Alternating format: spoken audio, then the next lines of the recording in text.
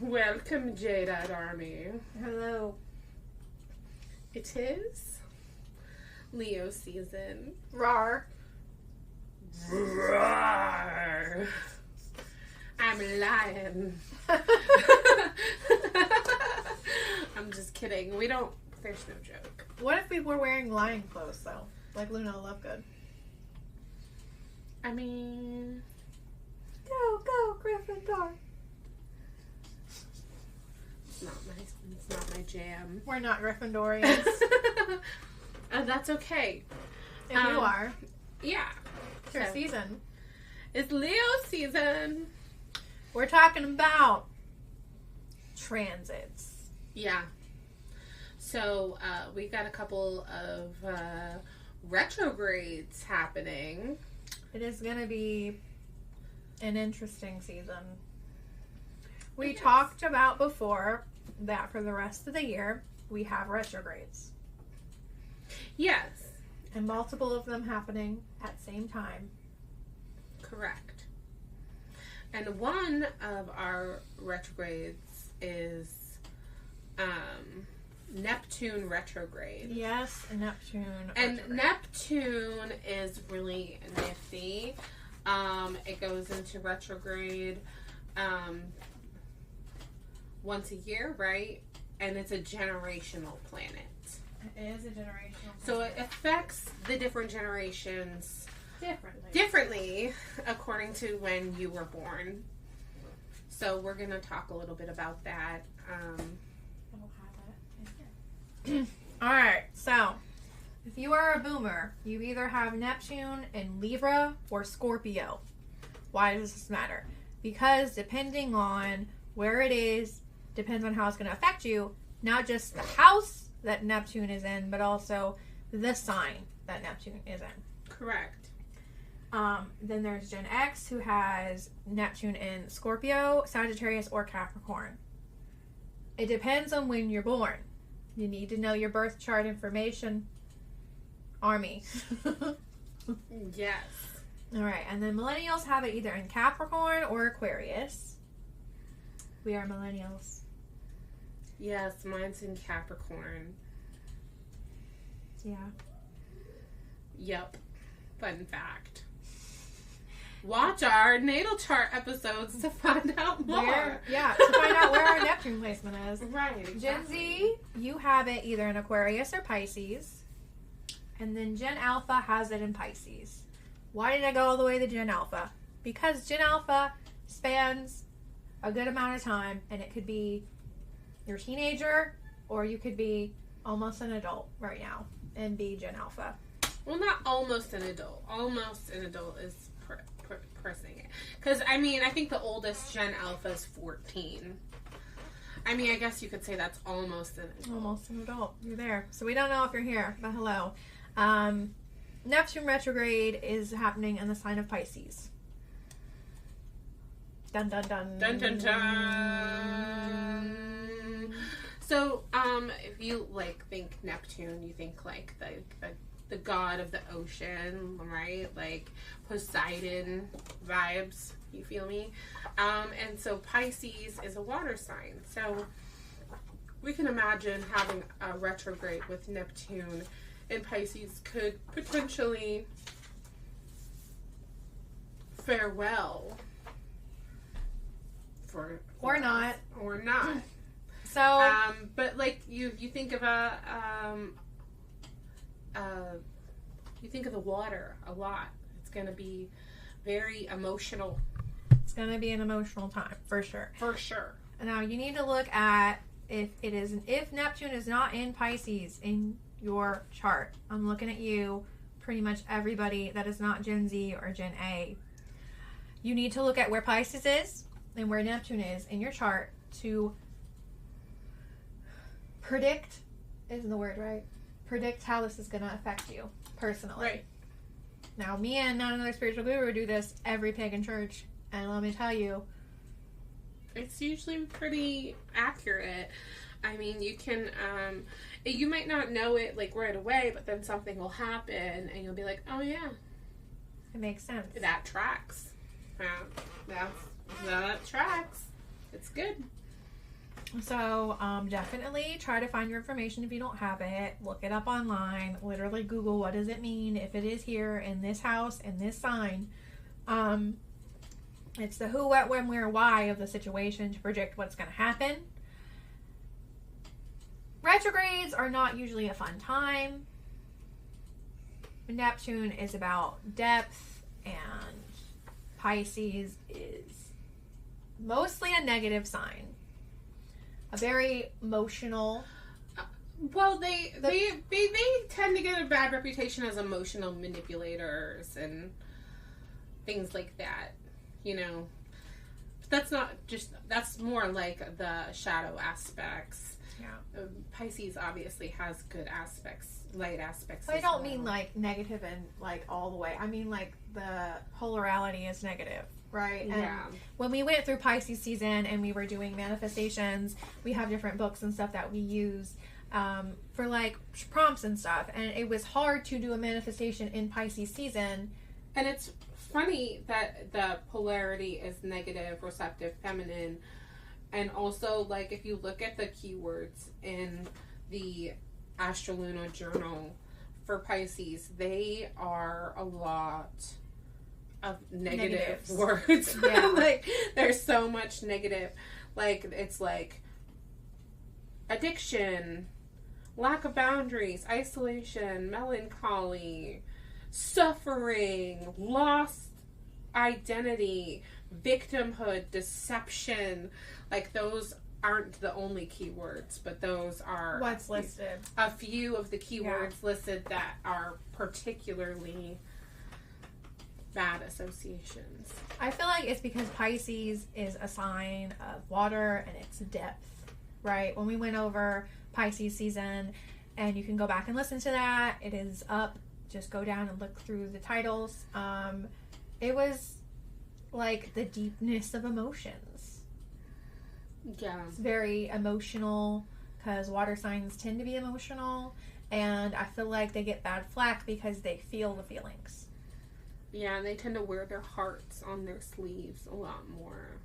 So, because of Neptune retrograde in Pisces, I feel like a good thing to do is to journal things and kind of focus on healing and communication with yourself and honesty. Honestly, like, yeah, it's a good thing to journal just about for anything, but it's so important for the healing process and processing your emotions, really, which, I mean, this season you're going to want to process those emotions. It's going to come in hard. Yeah. Hit you hard in the feels. It's going to hit you hard in the feels. There's going to be a lot going on. Because you got to think, not only is this retrograde happening, but we have other retrogrades happening at the same time, happening right after this, and the pre-shadow period. Now, and, you know, everyone knows the infamous Mercury retrograde. Which we're going to talk about in a minute, yeah, because it's coming up again. Right. And, but I think it's because when retrogrades overlap, they also affect each other. Yeah. So, pay attention to that as well.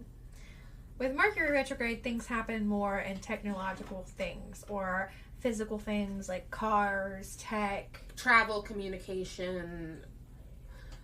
Hi, Hermes. Yeah.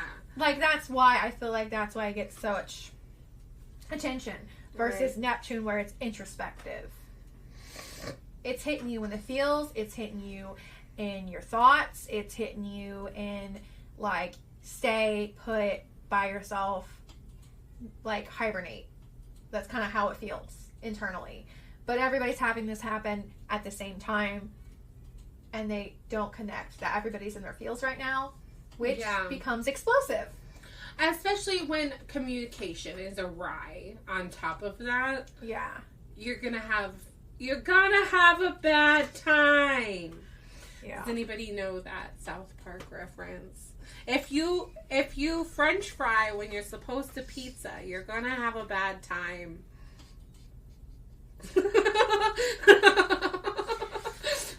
Sorry. It's the skiing episode. Yeah, yeah, and the I don't even watch episode. I don't even watch South Park like that. My significant other does, and it will just be on the background, and I just pick it up while I'm reading or doing whatever it is doing. Mostly reading, we're honest. So yeah, just, give yourself space to have your feelings and feel them within the 90 seconds that you have them. Yes. That is important right now. A lot of Neptune retrograde is self-care. Self-care.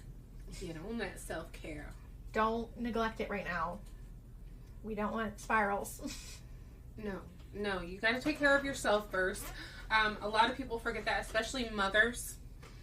Yeah. So, I'm just saying, moms out there, you can't fulfill the needs of your children to your highest capability unless your needs are taken care of first and foremost. So just remember, when you feel like you're being selfish, don't, because sometimes selfishness is what you need in order to get through and taking care of what needs to be taken care of. You gotta take care of you first. Can't pour from an empty cup, and when you're in a crisis on the airplane, they say put your oxygen mask on first before you put anybody else's on. Exactly. It's exactly like that. And I bet you anything, the people who forget that rule the most are probably mothers. But it's so necessary. You've got to put your oxygen mask on first, And also, because how are you going to get it on your child if you run out of oxygen? She's telling the truth. And also, common self-care, like eating 3 meals a day and taking a shower when you stink, is not self-care. That is not even self-care. That is a necessity to survival. Right. Self-care is, actually setting aside time for yourself. It's like doing your nails, or going to a rage room. Yeah. or reading a book. Yeah. Yeah. Hobbies are self-care. If you don't have one, you need to look at what makes you smile and redo it. Right. It's important. Very important. So, coming up, we have a conjunction with Mars in Uranus on July 15th. Mars and Uranus. And Uranus. Yeah. I don't. This just sounds like a cluster. Mars and Uranus. Sounds like the bookshelf fell over and you're trying to put all the books back. Mars is in Uranus. So what does it mean when they're conjunct? That means that each of these planets highlight another thing happening. And with Mars being a sign of passion and anger, and Uranus being a sign, it's another hidden within sign. Doesn't it sound like raging diarrhea? It kind of does, though. It's angry buttholes. It doesn't sound like it's gonna be. No, I'm just saying. Time, I'm so joking right now. I'm completely inappropriate. But I'm is sorry. she? But is she joking though? I'm just making Uranus jokes because. Gonna do some clickety clackities. Because I'm an immature 5th grader. You remember learning about space in elementary school and being like, Uranus. They changed it, yeah. It says that depending on how these are in your chart, it could be a passion time, a rebellious time, a magnetic time, creative time, vibrant time. It really depends on what you do, how you do it. When there's any type of conjunction or retrograde, you need to take the space for yourself. You need to not act impulsively. Yeah, it's really important not to act impulsively during retrogrades. Because things are backwards. Basically, they're opposite of what they usually are. And with this type of conjunction and Mars being one of the things being conjunct, you might feel the need to be impulsive. Right. So you need to figure out where Mars and Uranus is in your chart, how it's going to affect you, how it's going to affect you personally. I was going to say another word. Can't right now. Words are not wording for me. The conjunction doesn't usually last that long. It's not like a retrograde where it lasts months. It's like, I think, within a week window. Yeah. So it's happening during retrograde. It is happening during a retrograde. But it's not like... It's just a transit. It's just a transit. It's not associated with the retrograde. But it might flare because of retrograde. Yeah. Not flare like the planet's going to flare. That's all I'm saying. It's going to be enhanced. Yeah. Right now. And then after that we got the well-known retrograde that everybody talks about. Mercury in the Gatorade. In the microwave. And that's the one everybody knows, right? Everybody knows Mercury retrograde. It happens multiple times a year. It's not a surprise when it happens. If you actually look at the pattern, retrogrades happen same every year. Yeah, just right around the same dates. Just about every year. Not the exact dates. They're not the exact, but they're real close to where they normally land. So Mercury retrograde is so fun. We all love Mercury retrograde, don't we? And so it just says you don't have any like really thick necessary discussions during this time. Like you try to like hold off on things like that until retrograde's over, so you don't like say anything hasty or like have miscommunications or say things you don't mean, just in general, you know what I mean? Because sometimes we just are bad at getting our own point across, and we're especially bad at it during retrograde. So Mercury is not a generational planet, which means it's different on everybody's chart depending on the day and the time they were born. It could be similar to somebody that you know may have a similar placement in their chart, but that doesn't mean it's the same. Okay, across generations. Make sure you know that. It's happening in the sign of Virgo. Just hold on. I'm just looking at another spiritual guru. She knows what I'm putting down. I know what I'm putting down. Listener. Well, Virgo's ruled by Mercury. Listener, Virgo is ruled by Mercury, but also Virgo is methodical. So right now, I need you to be thinking before you talk for surezies. For surezies. But, like, always think before you talk during retrograde. Mercury retrograde. Here, kitty. Sorry. Specifically, yes, especially right now, well, it's in Virgo. I feel like that's an extra emphasis on. That is holding it with like fucking careful. gloves, man. Right? Because Virgo has that list. They got the clipboard. They are keeping track. It is being written down, prescribed, whatever it is. Just make sure you're not signing contracts. You know what you're saying. You're keeping screenshots. You have backups on your tech. Like, save all your shit. There's almost not a single inch of floor that doesn't have eggshells on it during this time. Especially with Virgo. So, if you want help and you're into talking to entities, you need to be working with Hermes and have a relationship with him right now. Yes.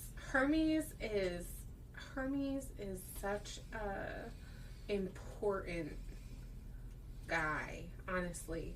Just in general. Like, just look at any of Hermes, Mercury, or any of his associations, or other associated deities that are similar or share overlap with him. They're all revered as very important in their pantheons. Anybody who has who's associated with him. With knowledge and communication. Odin is considered Mercury in the Norse pantheon. Mm-hmm. So you need to definitely, if you're into entity speak, wisdom and like Thoth in the Egyptian pantheon. Right. Yeah. Because right now is the time that you would need that extra help. Like, Mercury retrograde happens a lot. People always are surprised by it. I don't know why. Right. But you need to make sure that you have all your ducks in a row. Like, take your car in before Mercury retrograde if it needs to get an oil change. Like, yeah, it's practical, especially in this day and age, right? We have so much tech. Right. Maybe like, maybe, you know, stay in extra prayer before you get on an airplane. Like, not saying anything, but there's been a lot of things going on with the Boeings. Yeah, you're right. Don't get on a Boeing at all. Don't do it. Don't do it. But, especially not doing retrograde. Just be careful. Fuck that shit. Take it easy. Give yourself space and time. Man. Make sure you are paying attention to things that you're doing and saying. Review. And just don't engage. Yeah. And, yeah, you can always come back to a conversation with someone, especially if it's really important, matters at a later date. You can, you know. Or in person. Yeah. Because sometimes we rely so much on tech and means of communication, and then it messes up. And then we're like, this is annoying. And sometimes communication, like the tone falls flat. Mm-hmm. Through Yeah, it does. Tech as well. So you do have to be really careful. You know, I noticed sometimes recently, especially with Facebook, because I do use that as well as other social medias, when you put a period after a word, it links a site. So it's really difficult for tone to come through if you can't even put a punctuation point. It doesn't always link a site. Not always, but sometimes it does. And I'll be like in a message with somebody, and I was like, oh, I removed the message. And I'm like, yeah, that message was linking a site. I wasn't even aware that was a site, and it looked weird and sketch. Probably off the dark web somewhere. I don't know, man. Some random coded site. Yeah, so be careful with tech, especially because Mercury and tech and communication. Keep your receipts. Yes, always. That wraps up the transits for Leo season. Yes. Just keep in mind that we also have other retrogrades going on. Pluto, Saturn. Those started in the last... They did. In the last season. We talked about these guys. We did talk about them. So go back and listen to last episode. I don't think it's titled astrology, but it does say Cancer season. Cancer season. So we'll talk about that specifically. And Cancer season.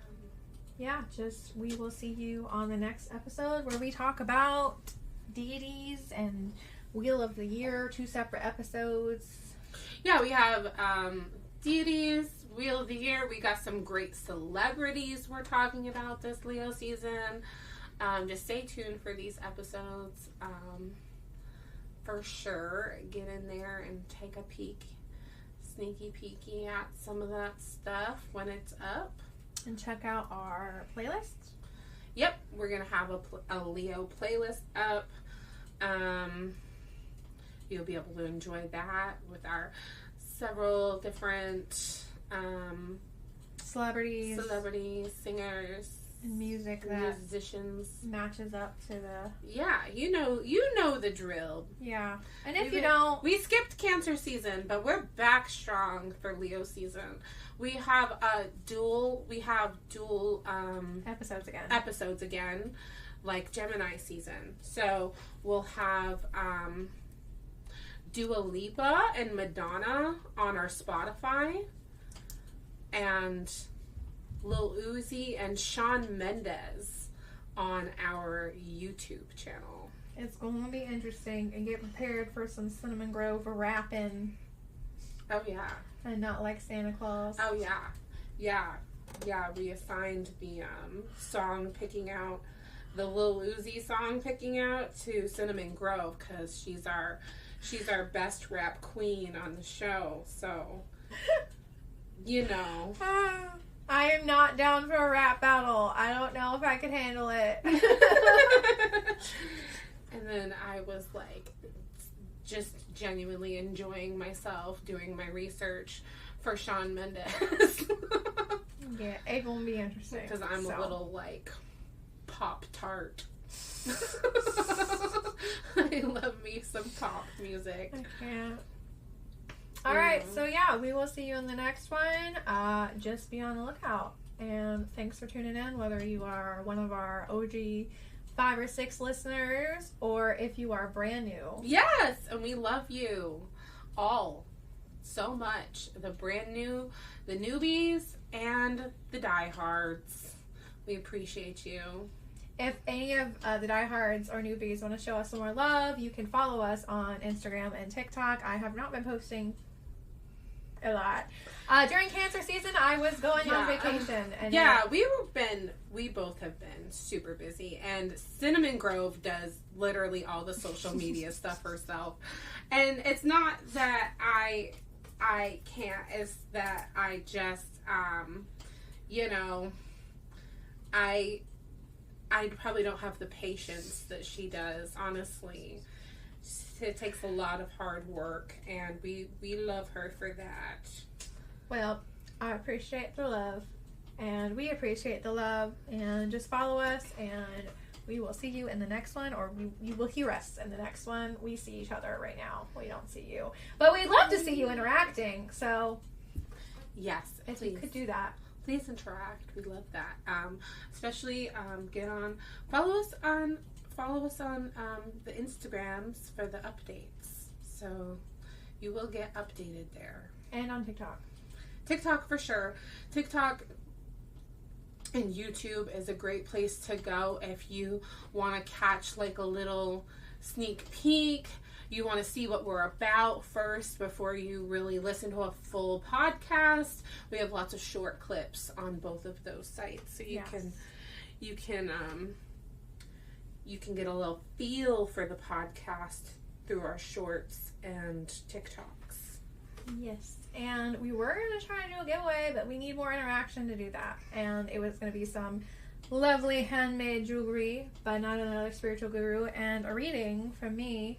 Yeah, we need at least 50 followers on Instagram before we can do that, because you have to be following us on Instagram for it to really... We can't interact on Spotify. Yeah, we can't interact on YouTube, Spotify. Not really.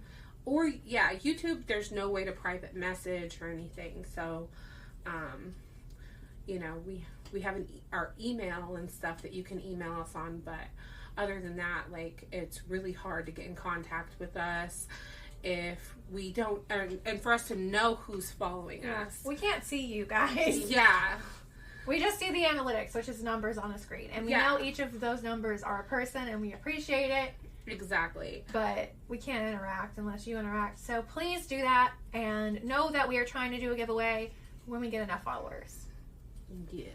So we will see you in the next one. Thanks for listening, Jada and Army. And goodbye. Goodbye.